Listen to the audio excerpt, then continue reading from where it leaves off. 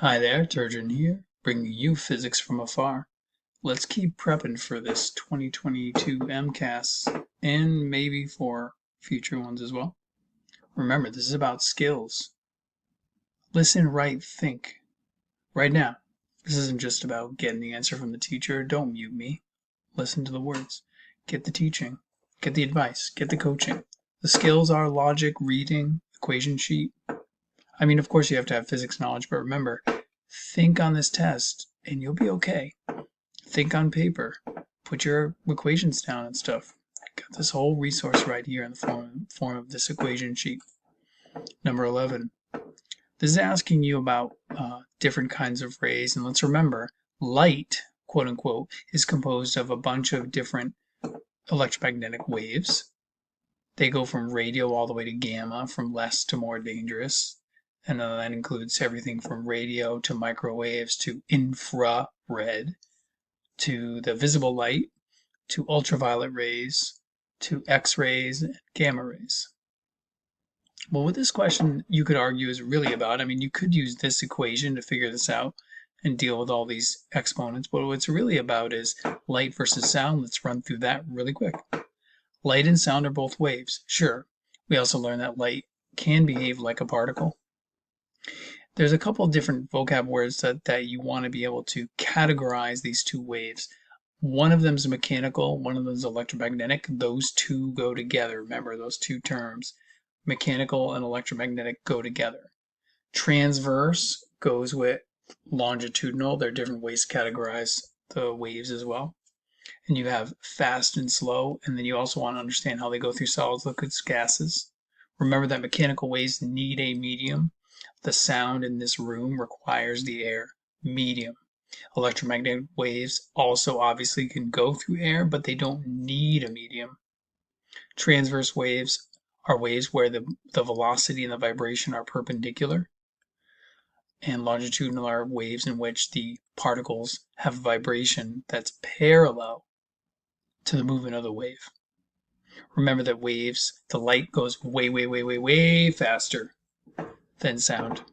Remember that solids, liquids, and gases both affect sound, both affect both waves. So light actually goes the slowest through solids. It slows down when it goes into a solid, such as glass or water, and goes fastest through air or other gases, whereas sound actually goes fastest through solids, and all mechanical waves do. And the sound actually goes slower through gas. Okay, after all that, basically what we're saying is these are all light waves, so light just goes at the same speed through all of them.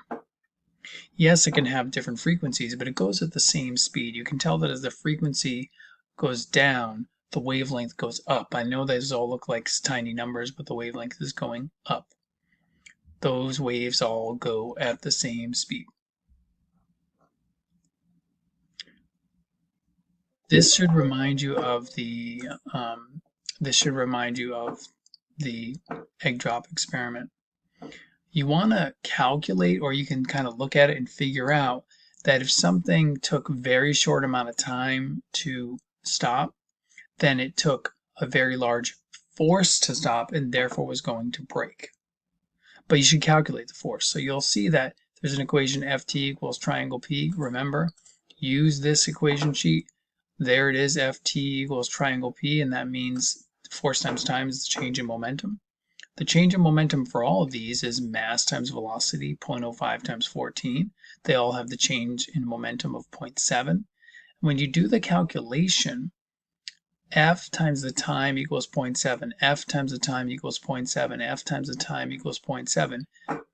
You will find out that this is the only one which has a force that's large enough to break the egg.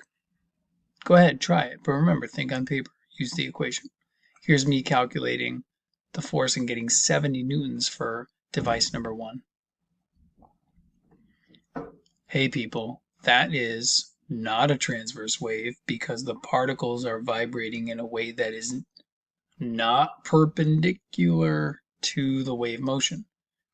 Whenever you have a vibration and a velocity, you should think, are they parallel and perpendicular? If they're parallel, it's longitudinal. If they're perpendicular, it's transverse.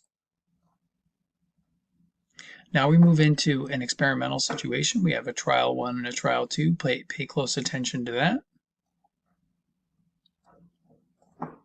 And question 14 asks, what was the momentum of car X before the collision in trial 1? So you got to be careful. All right, we're looking at trial 1. Oh, that's trial 2. We want to look at trial 1. So car X before the collision in trial 1. So there's a lot to look at. Just slow down and breathe and think, all right, there's an equation for this. P equals mv. It's right there. And if you forget that, they tell you that P is momentum right there. So cart X has a mass and a velocity. 0.5. Look, right here. Here's the mass. Here's the velocity. I know there's a lot going on, but just take it bit by bit. P equals mv, mass times velocity. There's my momentum. Now it says trial 2. Which graph represents the data from trial 2? Okay, so I'm looking at the data. Wait, that's trial 1. Yeah, I know, it's tricky, but just read it carefully. This is, remember, one of the skills is just read. Read slowly, logically, just think, I want to do well on this test. Okay, trial 2. So I'm looking for cart Y to be at 0, then suddenly jump to some positive number. And I'm looking at cart X has a constant positive value, then suddenly has a constant negative value. So now I look at my choices. Okay, this shows cart Y is 0, then negative, because we're now at a position graph. And this is going down at a steady rate. And X is positive, then positive again. But I want X to be constant positive, then constant negative. Okay, this looks promising. Here's a constant. No, that's not constant positive for cart X. That's 0. Okay, I need cart Y to be 0. Oh, this looks good. Cart Y is 0, then cart Y is positive. Cart X is positive, then cart X is negative.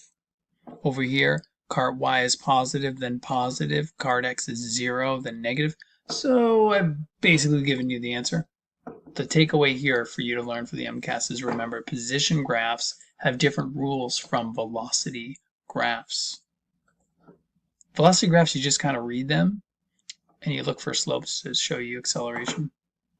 All right, so number 16, they're setting you up with a problem, with an experiment. Again, this is still the 2 carts, okay? The carts came, this is still trial 2. Okay, they came to a brief stop.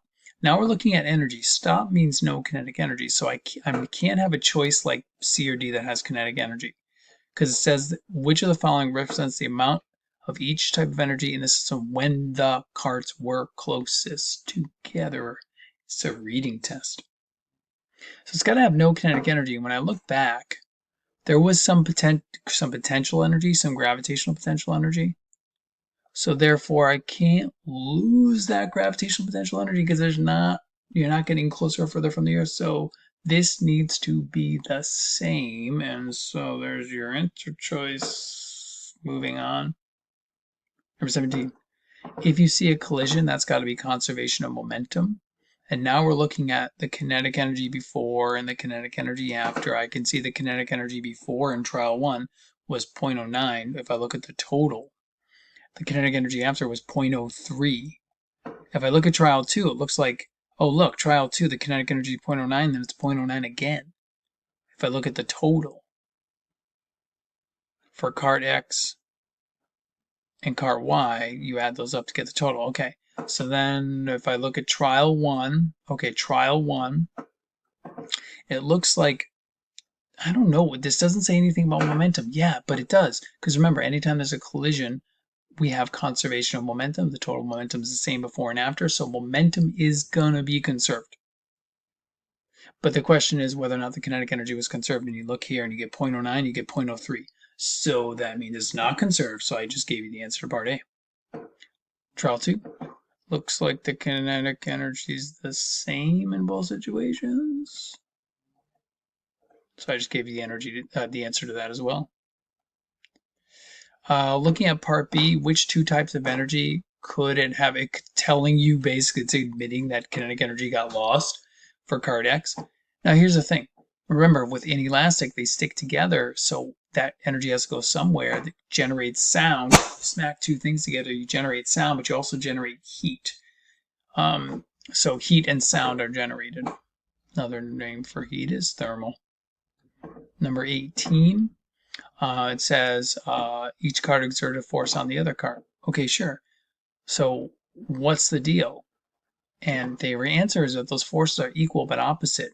This is not about conservation of momentum. This is about the Newton's third law. And in a sentence, you should say that Newton's third law says that every action force has an equal and opposite reaction force. So the objects exert equal and opposite forces on each other. Calculate the acceleration of cart X. So what I'm going to do is I'm going to go back to, this is saying trial 1. So if I look at cart X in trial 1, cart X went from 0.6 to 0.2. Cart X went from 0.6 to 0.2. Okay, so from 0.6 to 0.2 gives me a change of 0.4. The time was 0.1 seconds because they tell me 0.5 to 0.6. So I'm going to use this equation, which again is right here in your equation sheet. Don't worry about the word average, it's just acceleration. And do 0.4 over 0.1 and you get 4. Remember the units, don't forget units, 4 meters per second squared. And then it says calculate the net force. Net force, mass times acceleration. 0.5 is the mass, and then 4 is the acceleration. That gives me 2 newtons. I hope you listened and learned a lot. This has been Turgeon, teaching you skills, physics from afar.